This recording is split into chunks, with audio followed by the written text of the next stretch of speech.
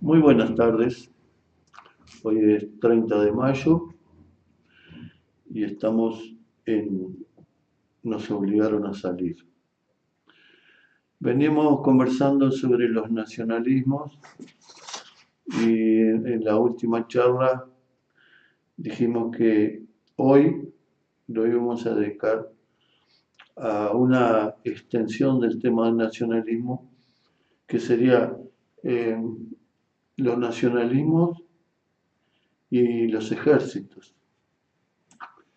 Entonces nos vamos a dedicar a eso hoy. Eh, los ejércitos son parte de los aparatos de los estados de los distintos países, ¿verdad? Desde tiempos inmemoriales, los estados tienen una fuerza armada que se fue especializando de, a través de los tiempos, de, digamos, de pasar de la defensa del interés de alguna clase eh, en lo interno de esos estados a una especialización más moderna que en lo interno la fuerza represiva la, la cumple la policía en los distintos países y la defensa del territorio ante la agresión externa es una labor de los ejércitos. Bien, entonces vamos a poner en los últimos 70, 80, 100 años, eh, los países hegemónicos que han cumplido un papel imperial en el mundo que conocemos, han influido sobre los ejércitos locales de los distintos estados. Entonces, como hablamos días atrás, eh, el imperio inglés eh, influye sobre el Estado uruguayo, el Estado brasileño y el Estado argentino, y los ejércitos de esos tres países van a agredir al Paraguay por mandato del imperio de turno. Quiere decir que hace unos cuantos años, 150 años y más, ocurría eso. Quiere decir que los imperios tuvieron una fuerte influencia en los ejércitos locales. Era de sumo interés para los imperios para ejercer su hegemonía a nivel mundial, de mantener un estrecho contacto y que esos ejércitos en realidad, en vez de defender la soberanía y la independencia del Estado en cuestión, en realidad eran agentes de los imperios de turno. Esto pasó a través de la historia. En nuestro país, ese es un ejemplo. Vimos como cuando se funda el Uruguay, derrotado el artiguismo, eh, hubo militares y presidentes que pretendieron asesinar a Artigas, que estaba en el Paraguay, que operando así como agentes del imperio de turno. Porque un Artigas, como lo fue el Paraguay de Francia y de los López, era algo muy molesto para los imperios de turno. Entonces, eh, un Artigas, que era un militar, y acá entramos en el tema militar, llega a ser un perseguido del imperio de turno.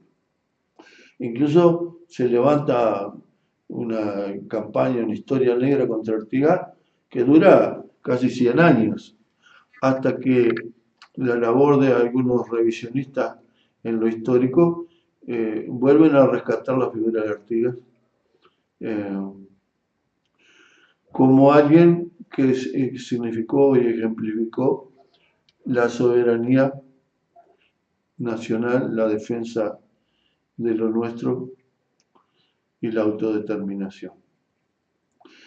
Quiere decir que si hablamos de militares,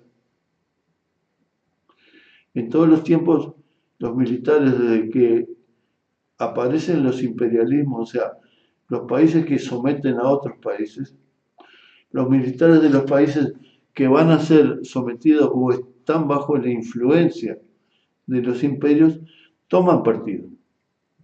Toman partido por el imperio de turno o toman partido por lo que realmente sería su función, que es defender la soberanía y la independencia, en su función, digamos, de corte nacional o nacionalista. Entonces, Uruguay ni ningún país escapa a eso.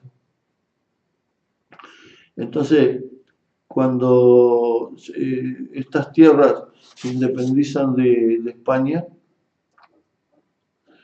había ejércitos de ocupación en todos estos países. Por lo tanto, en la banda oriental, que todavía no era Uruguay, había un ejército de ocupación que era del Imperio Español. Ahí prestó servicio de Artigas como integrante del ejército de ocupación. Quiere decir que no escapó a las reglas hasta que hubo una alarma continental, digamos, en que dadas las circunstancias internacionales, estos pueblos que estaban sojuzgados por la corona española, se plantearon su independencia. También alimentados, influidos y estimulados por Inglaterra, que pretendía destronar al imperio español para hegemonizar como nuevo imperio sobre la tierra. Bueno, pero es ahí que un Artigas cambia de bando, pasa del ejército español al ejército americano que se quiere sacudir el dominio español. Y lo que pasa acá con Artigas pasa en lo que posteriormente fue la Argentina, con militares argentinos, un San Martín, más al norte, desde Miranda, en América, ¿verdad? Etcétera, etcétera. Todos militares que pasaron de ser militares de ocupación de un imperio a militares que querían sacudirse el dominio español en este caso. Quiere decir que los militares han estado siempre en la historia de los pueblos como actores, los ejércitos como actores. Y saltando décadas y décadas, desde Artigas llegamos, por ejemplo, a la guerra de la Triple Alianza que recién mencionábamos, y que Venancio Flores, al frente de las tropas uruguayas, va conjuntamente con brasileños y argentinos a atacar al Paraguay soberano, al Paraguay nacionalista, diríamos nosotros, en nombre del Imperio Inglés. Pero hubo un militar uruguayo, el general Leandro Gómez, que peleó del lado del Paraguay y le salió en total inferioridad de condiciones al paso de los ejércitos de la Triple Alianza, haciendo hombro con el Paraguay, y peleó hasta la muerte. Quiere decir que tenemos una cosa que se repite a través de los tiempos. Están los militares que defienden soberanía e independencia de lo que entiende son sus territorios y sus pueblos, y militares que se prestan a ser agentes de los imperios de turno. Y en los tiempos que vivimos, eso es evidente. Eso es evidente. El poderío imperial de los tiempos que vivimos es desmesuradamente mayor a las resistencias que muchos países pueden ofrecer al sometimiento. Sin embargo, tenemos resistencia de tipo nacionalista y en donde aparecen militares. Militar era Saddam Hussein, militar era Muammar Gaddafi, militar el general Torrijos, militar Torres en Bolivia, militares eran los peruanistas, Velasco Alvarado, Mercado Harring, todos los que encararon en el momento de más poderío y mayor auge del imperio que llega hasta nuestros días. Sin embargo, se levantaron en armas, porque eran hombres de armas, y se negaron a arrodillarse frente al imperio de turno. Pasó lo mismo con el general Perón, que en realidad llegó al poder como coronel Perón. Sucedió lo mismo. Quiere decir que esa repetición a otro nivel en que los militares toman partido como cualquier otro ciudadano de cualquier país, toman, dadas las circunstancias nacionales e internacionales, partido por lo propio, por la defensa de las riquezas, los recursos, los pueblos, la soberanía y el territorio, o se prestan a ser utilizados como agentes de los imperios de turno, nuevamente.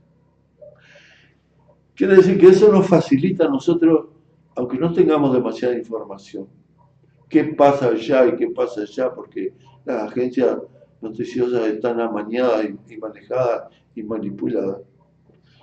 Nosotros, fácil es, haciendo hincapié en lo que hemos dicho hasta ahora, fácil es que si los imperialistas de hoy atacan un país y hay un ejército que resiste, ese ejército está con su pueblo. Así sea, para favorecer al capital nacional, como decíamos en charlas anteriores, o favorecer al pueblo todo. Y estas variantes en realidad son las variantes que llevan a cualquier ciudadano y a los militares también a una posición más de derecha o de izquierda, decíamos nosotros, o sea, en una posición nacionalista en que se plantearon una mayor distribución de la riqueza y por lo tanto a eso le llamamos de izquierda porque algún nombre tenemos que darle, y una posición en defensa del capital nacional, no importando el resto de la población en cuanto a la distribución de la riqueza nacional. Pero estamos hablando de los militares. Entonces, si nosotros vemos un conflicto y de un lado están los imperialistas de turno y hay resistencia, entonces tenemos la mitad de la información ya o más de la mitad. Porque si hay resistencia, es que si hay un ejército que se resiste, quiere decir que ese ejército está del lado de su país. Y no hay excepciones. No las hay. Quiere decir que esto simplifica el análisis para aquel que no cuenta con la información al instante de lo que está pasando en determinada parte del mundo, sino que recibe a grosso modo noticias en que hay un conflicto en una parte del mundo. Entonces, vamos a tener cosas singulares y ejemplo es de lo que hemos dicho. Por ejemplo, Saddam Hussein va a la guerra contra Irak, va a la guerra contra Irán, ambientada, como pudo ser la de la Triple Alianza acá, ambientada con Estados Unidos y Reino Unido, contra la nueva República Islámica que había abatido el régimen del rey de Persia, de Irán, ¿no? Y la riqueza del petróleo iraní, Estados Unidos la quería. Entonces, oficia Saddam Hussein como agente de Estados Unidos en la guerra contra Irán. Pasada la guerra contra Irán, Estados Unidos cuida a su aliado y se niega que las Naciones Unidas verifiquen si había armas químicas en Irak o no, etcétera, etcétera. Y es una guerra esa que podríamos considerar un empate. Pero, ¿qué ocurre? Irak también tiene reservas petroleras muy grandes y Saddam Hussein, aliado de ayer, y como dicen las informaciones de los servicios de inteligencia, era un hombre vinculado a la CIA norteamericana, decide poner fin a ese servilismo hacia el imperio de turno y encarar como cabeza del ejército, encarar una posición independiente de su país. Quiere decir que en este caso en un solo hombre se dieron las dos posiciones, una antes y otra después. Y cuando Saddam Hussein se planteó independencia de Irak, entonces tuvo que sufrir todo el ímpetu y toda la fuerza y todo el terror del imperio de turno encima, hasta ser invadido y ahorcado. Como fue invadido y muerto de la peor manera el otro militar que es Gaddafi en Libia. Y es el destino de los que se resisten si pierden la guerra. También mataron a que se resistía a Chávez en Venezuela, por otros medios envenenándolo, pero la lista es larga. Y la lista de los militares asesinados, llámese Sucre o perseguidos hasta la muerte, es muy larga.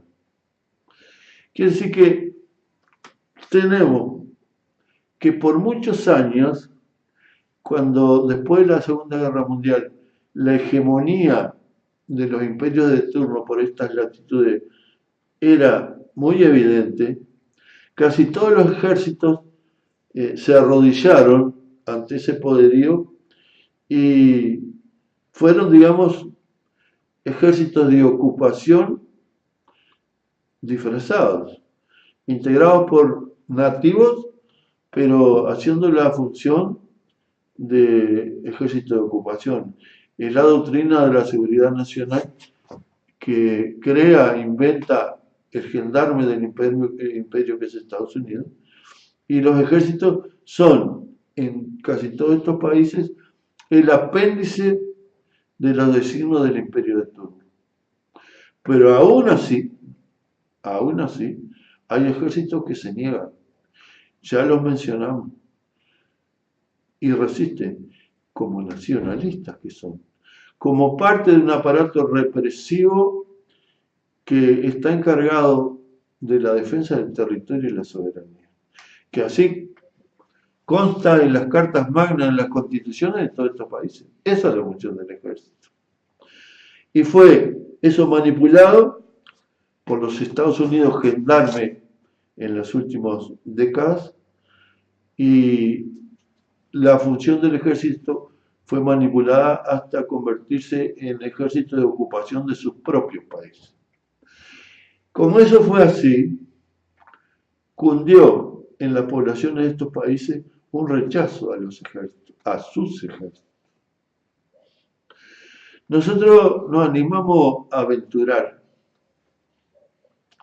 que en estos países, cuando éramos colonia de España, el sentimiento con respecto a los ejércitos de ocupación español que estaban integrados por americanos, los ejércitos, el sentimiento de las poblaciones estas no sería diferente.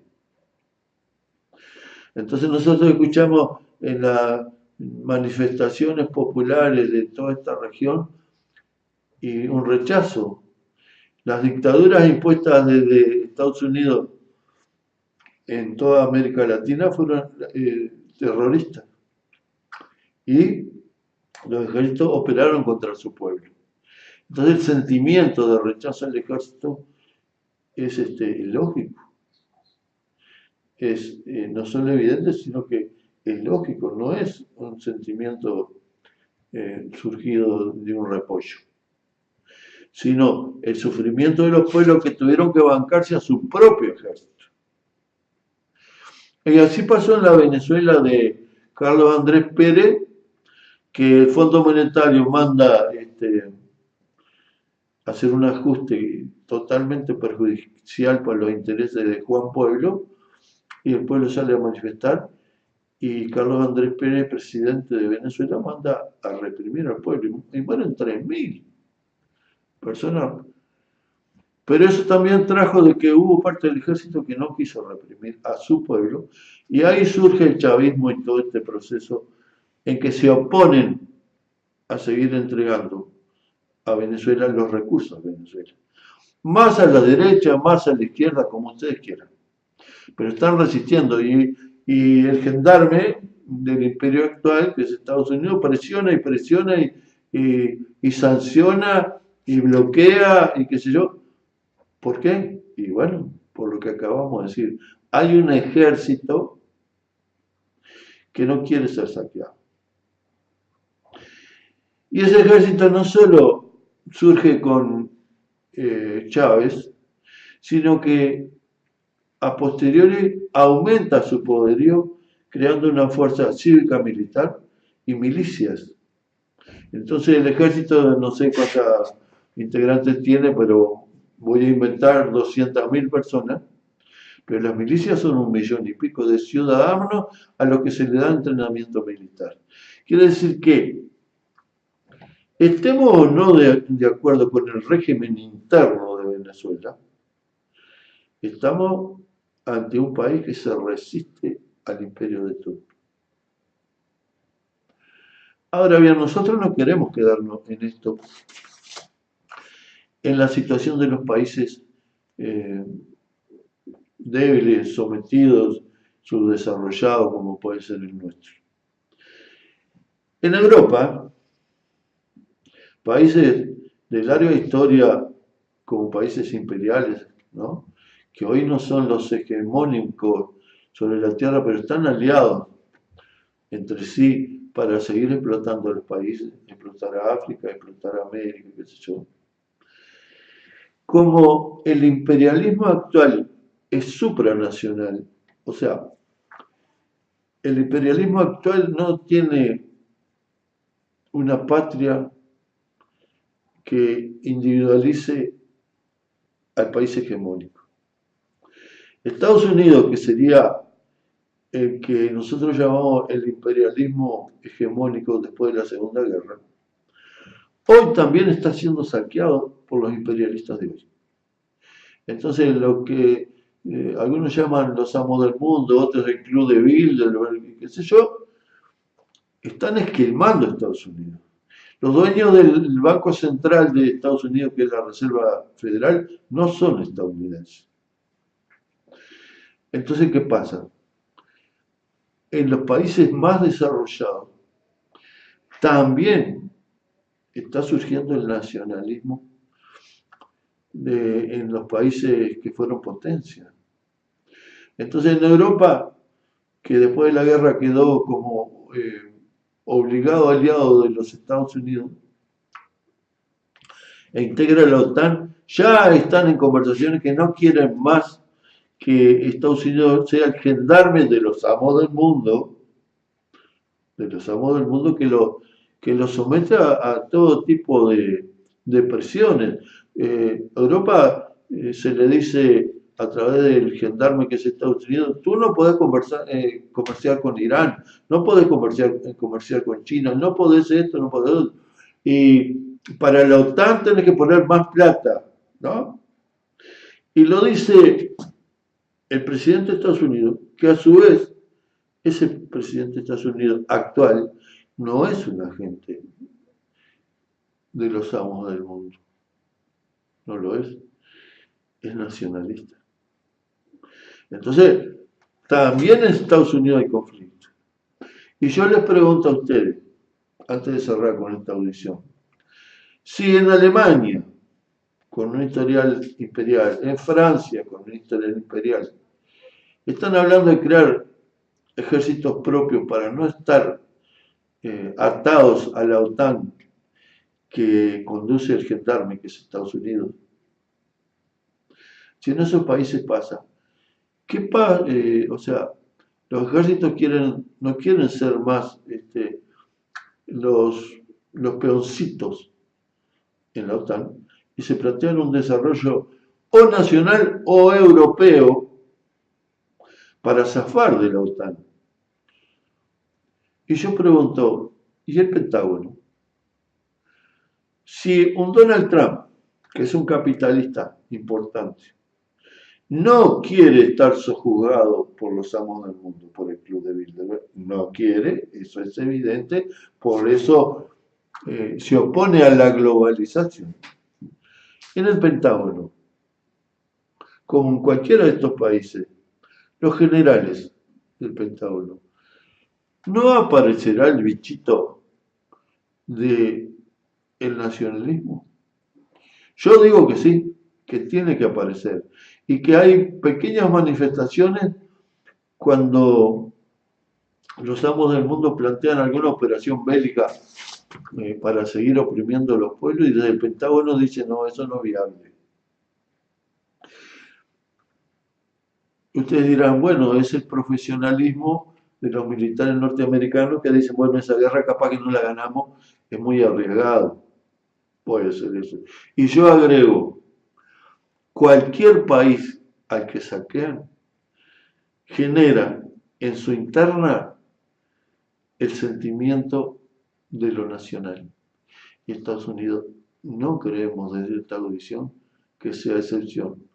Entonces, si el ejército uruguayo, muy resistido por su pueblo, por el papel en estas dictaduras que hubo por estas latitudes, si el ejército uruguayo, ante un gobierno entreguista y pro-imperial, le avisa al gobierno de turno que hay que parar con la extranjerización de la tierra, eso lo hace el Estado Mayor del Ejército Uruguayo, porque si no, no va a haber nada para defender por parte del ejército, ¿verdad? El mismo ejército que va a las misiones en Haití para cumplir con los amos del mundo, en los altos de Golán, en el Congo, ese ejército hace una manifestación como esa. En este mundo en que se están cayendo las estructuras de dominio de los que por muchos años han controlado este occidente cristiano y capitalista, van a seguir ocurriendo cosas. Nosotros afirmamos eso. Entonces, es tan cierto como dicen algunos politólogos de que Donald Trump puede ser asesinado como fue Kennedy porque se opuso a los amos del mundo. O puede que no, que triunfen los nacionalistas y Estados Unidos, como en parte lo viene cumpliendo, sea el gran actor para terminar con la globalización, que la globalización sí es instrumento del imperio actual. Bueno, y queremos reflexionar acerca del nacionalismo y lo que es el ejército, y por hoy lo vamos a dejar por acá.